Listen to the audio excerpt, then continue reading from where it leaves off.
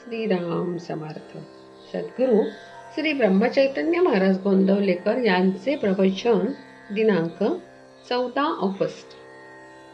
शाश्वत आनंद फक्त भगवंताजवळच.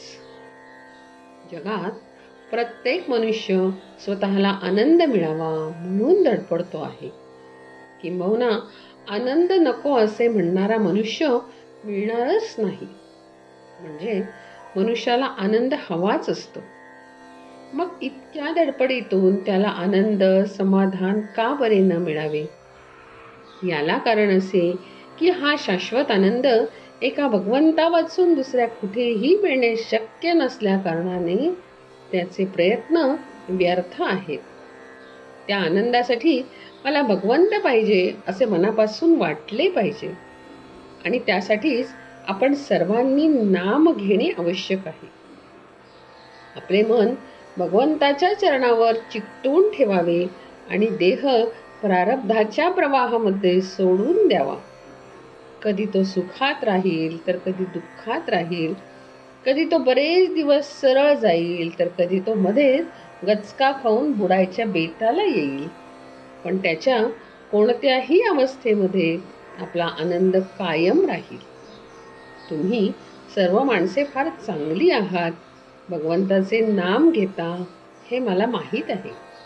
परंतु नामाचे प्रेम तुम्हाला येत नाही हे पाहून मला फार वाईट वाटते.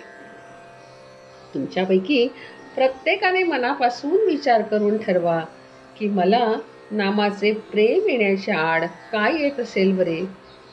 तुमची परिस्थिती आड येते का? इथे मंदिरात राहणाऱ्या माणसांनी तरी नामाचे प्रेम यायला परिस्थिती आडवी येते असे म्हणणे बरोबर नाही. तुम्ही इथे आनंदाने राहा, मंदिरात जेवा आणि राम राम म्हणा असे मी सांगतो.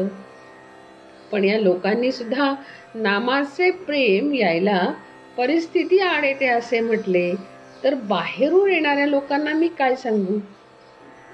खरोखर मनुष्य आनंदासाठी न जगता वस्तूसाठी जगतो असेच म्हणावे लागते.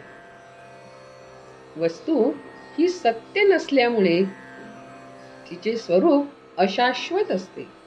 अर्थात तिच्यापासून मिळणारा आनंद हा देखील अशाश्वत असतो. खरा आनंद हा वस्तूमध्ये नसून वस्तूच्या पलीकडे आहे. आपण भगवंताजवळ आनंद मागावा. त्याने वस्तू आणि आनंद दोन्ही दिले तर फारच बरे. मात्र चिरकाल टिकणारा आनंद हा नेहमी वस्तूरहितच असतो.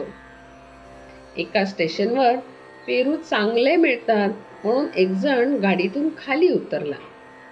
तो पेरू घेण्याच्या नादी किती लागेल तर आपली गाडी न चुकण्या इतका. हे जसे खरे त्याप्रमाणे आनंदाच्या आड येणाऱ्या वस्तूच्या मागे लागणे बरे नाही. आनंद जोडणाऱ्या गोष्टीचा आपण विचार करूया आणि नामस्मरणात राहूया.